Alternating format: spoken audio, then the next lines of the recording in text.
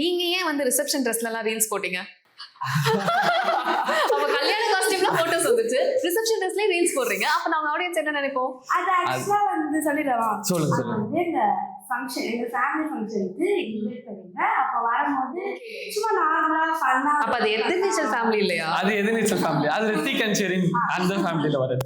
Okay, S, அந்த confusion clear ஆயிடுச்சு. இன்னொன்னு, நீங்க 2 பேரும் அப்படியே கல்யாணம் ஆன அதே போஸ்ட்ல நின்னுட்டு இருப்பீங்க, பின்னாடி பார்த்தா ஃபேமிலியே வந்து பயங்கரமான சண்டை போட்டுட்டு இருப்பாங்க. அது என்ன மாதிரியான? அது வந்து அதுதான் வந்து சீக்ரெட் பாயிண்ட்ன்றது. அது வந்து ரிவீல் பண்ணிட்டோம் அப்படின்னா உங்களுக்கு அந்த என்ன சொல்ற ஆர்வம் போயிடும். அது சஸ்பென்ஸே வச்சுக்கோங்க நீங்க. ஓகே, ஒரு பேர் அது சஸ்பென்ஸ் தான். இந்த கொலைக்கு யார் காரணம் அப்படின்னு சொல்லி கமெண்ட் செக்ஷன்ல ஒரு சண்டை போயிட்டு இருந்தது. ஓகேயா? சோ வந்து பார்கவி அப்பா இருந்ததுக்கு தர்ஷன் தான் காரணம் அப்படின்னு ஃபர்ஸ்ட் கமெண்ட். அடுத்தது இல்ல ஜனனி தான் காரணம் அப்படின்னு இன்னொரு கமெண்ட். ஈஸ்வரி தான் காரணம்னு இன்னொரு கமெண்ட். ஆக்சுவலி யார் காரணம் நீங்க நினைக்கிறீங்க?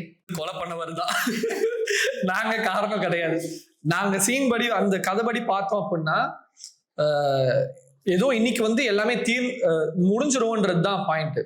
ஏன்னா ஆதி குணசேகரன் கொடுத்த ஓப் அப்படி, இன்னையோட நீங்க உங்க வாழ்க்கையை வாழுங்க, நாங்க எங்க வாழ்க்கையை வாழ்றோம், இல்ல உங்களுக்கு 2 பேருக்கு சேர்ந்து வாழணும்னாலும் அதுக்கு நான் ஹெல்ப் பண்ற மாதிரி தான் சொல்லியிருப்பாரு.